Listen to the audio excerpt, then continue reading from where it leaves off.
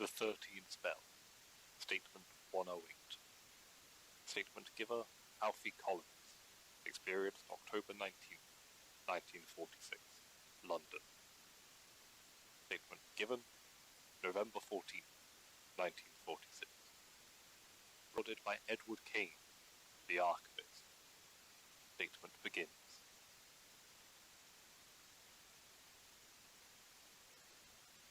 I've never put much stock in legends or fate. I'm a working man, you see. Work down at a factory. Won't say which, as I don't wish to risk my job, but suffice to say that my life is mundane enough that any belief of the supernatural has been thoroughly scrubbed from my life. That is, until last month. Now, I don't know what to think. Right, the statement. So I'd just left the factory, late again, as some sod had buggered up the gears, and I'm one of the few folk that know how to fix it. I managed to get it working again, and I lock up the building before heading out. It's a bit after midnight at this point, and I know this because old Ben had struck 12 a couple minutes ago. It takes me around an hour to get back to my place from the factory, so I expect to hear Ben strike 1 near the end of my walk. That's when I notice the first weird thing. See, London is a busy place, even at midnight. Yet 10 minutes into my walk, I realised that I hadn't seen another person out. Now, were this still wartime, I'd think that I'd just missed the air raid siren and would take my chances while sprinting to a shelter. But the war ended, and there was no reason for the streets to be so empty. Still, weird though it was, I didn't think much of it, and continued on my way. Now, my walk takes me up through Westminster and across Westminster Bridge, right past Old Ben. I'm about halfway across the bridge when the clock starts to toll. First toll, nothing wrong, but then it tolls again, and again. At the 12th toll, I think that I just royally asked up the time, counted 12 earlier, and there was only 11. But then it tolls the 13th time. Then it all goes sideways.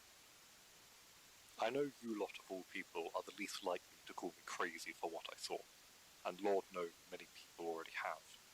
But you have to believe me when I say that the line, the stone one at the end of the bridge, came to life. A huge sodding stone line, like one you'd see at the circus, slowly gets up, as if it had been woken from a long nap by the 13th toll of the clock. It slowly moved off its pedestal and dropped to the ground with a thunderous crash, like a bomb had just dropped. I stood there, frozen with shock and fear and, I'm ashamed to say, trying not to piss myself. But when it turned to me and bared its stone fangs, my legs all started working again, and I ran. God, I ran as if the hounds of hell were on my heels, which, for all I know, they were. Yet as fast as I ran, and let me tell you, I don't think I'd ever ran faster, I know that the stone beast was gaining on me.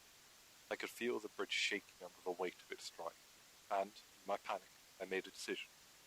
Darting to the edge of the bridge, I jumped. It felt like an age that I was hanging there, as if suspended by one of those harnesses they use at the theatres. That feeling all too quickly came to an end as I slammed into the Thames. I breached the surface of the water, quickly submerged by the freezing water. I quickly swam up, tried to get my bearings. That is quickly put to an end by me slamming into one of the supports, after which I lose consciousness. When I next wake up, I'm in a hospital. The doctor says I have a mild concussion, hypothermia and pneumonia, so I had to stay in the hospital a few days. I tried to tell them what happened. I did.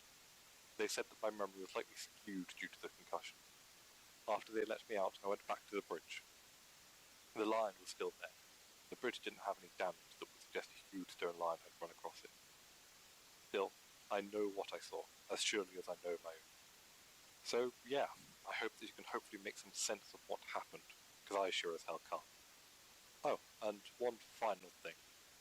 Before the lion jumped off its pedestal, I could have sworn that I saw some scratchings on it that weren't there when I went to check again. But who knows, maybe I am just crazy. The statement ends. This is an interesting statement, and not one I'd put any particular stock in were it not for the final part of the statement.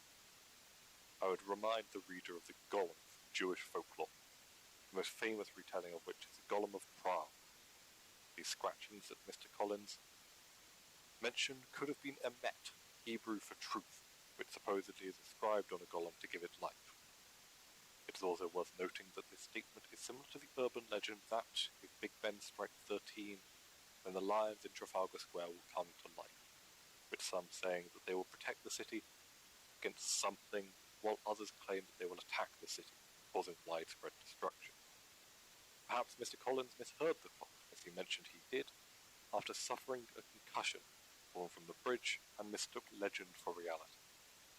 Still, that doesn't explain where the people of London were on that night, as if he made it from the factory, which, with the help of Merryweather, we've been able to locate in Limehouse, the odds of him not seeing a single other person are astronomically low. It may also be the product of his concussion, but I find it unlikely. Perhaps sending a field team with more diverse skills than Merryweather's rather narrow skill set would yield more information and allow us to finally close this big